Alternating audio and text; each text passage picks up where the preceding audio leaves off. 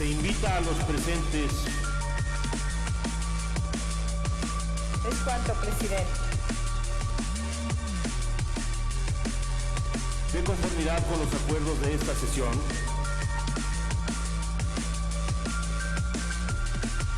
Ciérrese el sistema electrónico. Con su permiso, señor presidente, compañeras, compañeros.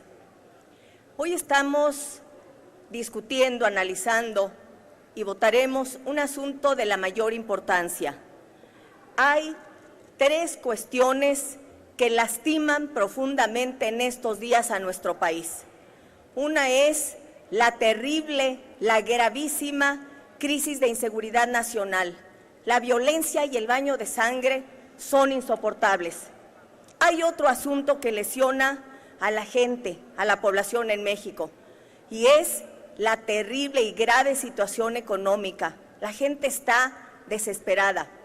Pero hay otro tercer asunto que resulta ya insoportable y que ha generado una opinión pública adversa a los poderes públicos mexicanos, tanto a nivel internacional como a nivel nacional.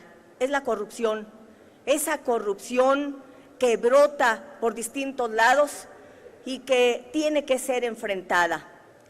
¿Qué hemos visto a lo largo de estos años, estos últimos años, estos 2 años y medio, estos 3 años, en el caso del combate a la corrupción?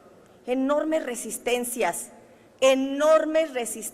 y obstáculos para que se avance en el combate a la corrupción y para que verdaderamente se garantice que se juzgue a quienes actúen en actos de corrupción y para que no haya impunidad.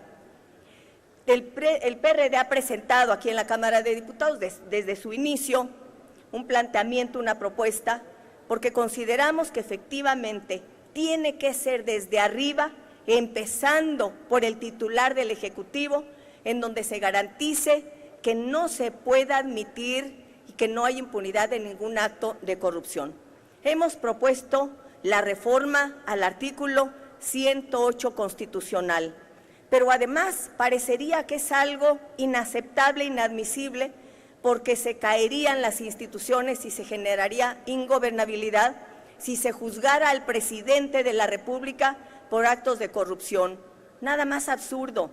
A lo largo del planeta, presidentes que han sido encontrados en actos de corrupción han sido llevados a juicio y las instituciones y el país han continuado. Ahí están múltiples y diversos casos. Podemos mencionar, por ejemplo, el caso de Collor de Mello en Brasil, que dimitió cuando el Senado inició un procedimiento para su destitución por actos de corrupción.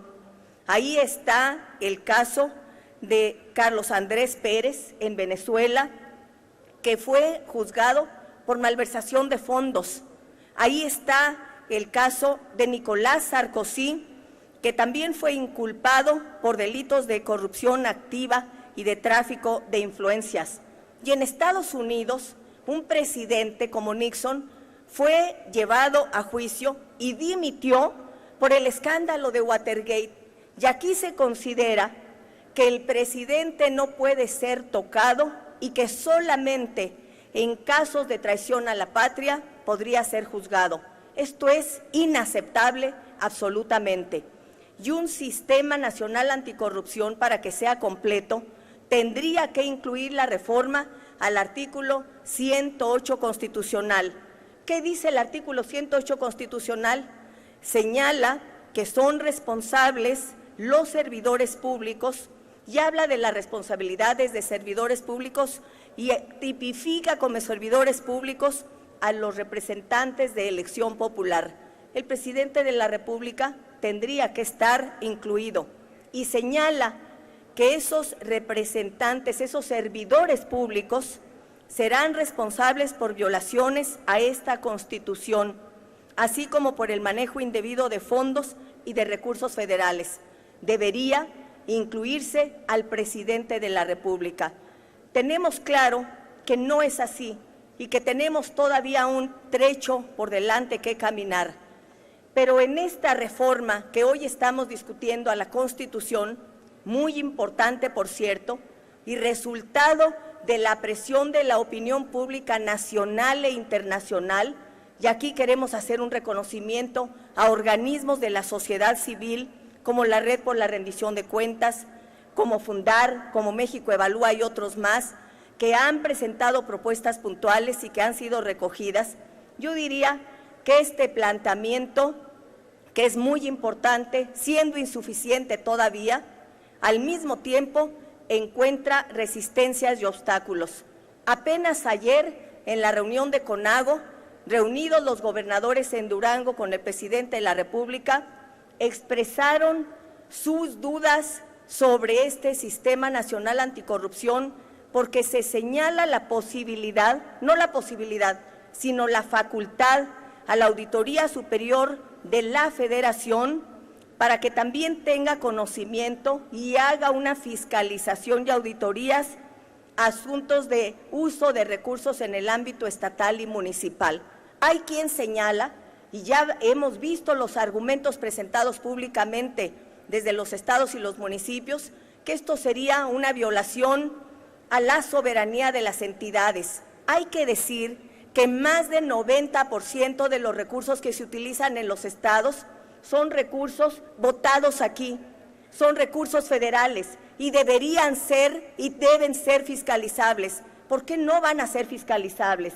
A la Auditoría Superior de la Federación se le están dando estas facultades y nos parece que es absolutamente indispensable y es necesario que se haga. Había una resistencia que fue manifestada reiteradamente por parte del jefe del Ejecutivo, del presidente Peña Nieto y de su equipo, a que el secretario de la Función Pública fuera ratificado o rechazado por el Senado de la República.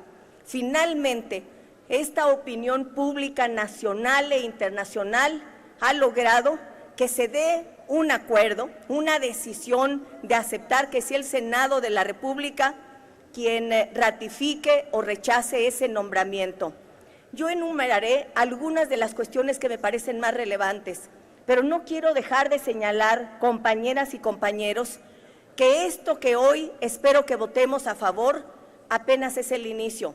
Hemos tardado demasiado tiempo para que se avance en medidas y en mecanismos para enfrentar la corrupción. No serán suficientes ni son suficientes, hay que ir más allá, pero es el primer paso, porque todavía tiene que pasar al Senado.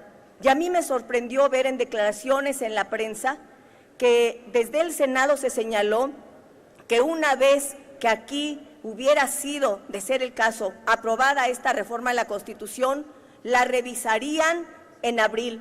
Y la pregunta es, ¿por qué en abril? ¿Por qué en abril? Si en el caso de las reformas en materia energética hubo un procedimiento acelerado, fast track, ¿por qué este Sistema Nacional Anticorrupción en abril? Y sabemos que si hubiera algunas modificaciones del Senado, tendría que regresar a esta Cámara. Y una vez aprobado por ambas cámaras, tendrá que ir al procedimiento de los estados. Es decir, esto apenas empieza y las resistencias están ahí, compañeras y compañeros. Nosotros no las desconocemos, las podemos ver y de manera responsable, sabiendo que falta un asunto fundamental como es la reforma al 108 constitucional, creemos que se han logrado avances, que han recogido puntos de vista y planteamientos de la sociedad civil interesada en que haya un Sistema Nacional Anticorrupción. Yo hoy se menciona algunos, pero está también la extinción de dominio en caso de enriquecimiento ilícito. Ya existe la extinción de dominio en caso de delincuencia organizada, pero ahora se trata también en casos de corrupción de servidores públicos y se agrega también la posibilidad, la condición para que se fiscalice fondos privados cuando se ejerzan fondos públicos. Es decir, desde la iniciativa privada quien participe en actos de corrupción, personas físicas y morales, también serán juzgados y sujetos de fiscalización. Creo que es pertinente que votemos esto a favor. Es un paso adelante. Hay mucho camino por recorrer, hay demasiadas resistencias y obstáculos. y yendo adelante en este paso, no cejaremos en que se incluya también al presidente de la República. Muchas gracias, compañeras, compañeros, señor presidente. Cámara de Diputados, 62ª legislatura.